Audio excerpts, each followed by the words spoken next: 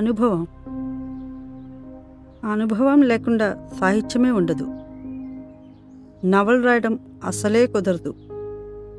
అంటే మరి కల్పన? అనుభవం ఒక మూలం, కల్పన ముందుకు నడిపే సాధనం. ఈ రెండింటి కలయికే ఆకారాన్ని అందిస్తుంది. మీతో మాట్లాడుతుంటేనే తెలిసిపోతుంది మీరొక సాహిత్యకారిణి అని. నా మొహం తెలుస్తుంది. ఏమిటి? ఒప్పుకుంటే ఇది సాహిత్యానికి వాడే భాషే.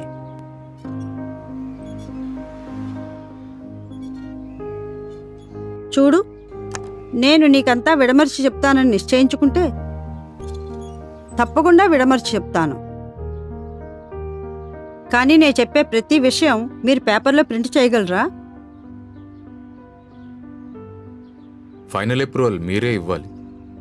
అప్రూవల్ లేకుండా మేమేం ప్రింట్ చేయలేం.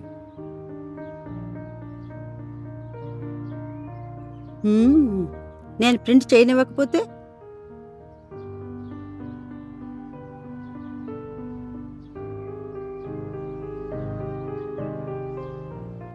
అలా కూడా అవుతుందా?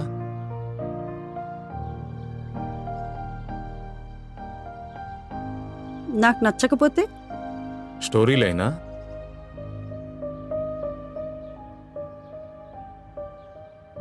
నువ్వు ఇప్పుడిప్పుడే నచ్చుతున్నావు. మనసు పరిగెడుతోంది. ముందేమవుతుందో చూస్తాను. నిజంగా చూస్తే ప్రతి క్యారెక్టర్కి ఒక విధమైన గుర్తింపు ఉంటుంది. చివరికి వాళ్ళు రచయిత మాట వినరే వినరు. మీ మాట నాకు అర్థం కావట్లేదు. నీకు అర్థమవ్వక్కర్లేదు, ప్రశ్నలు అడుగు.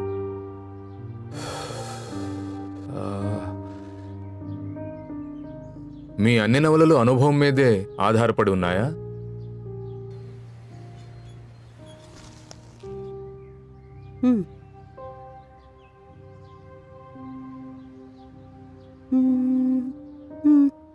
అనుకోవచ్చు.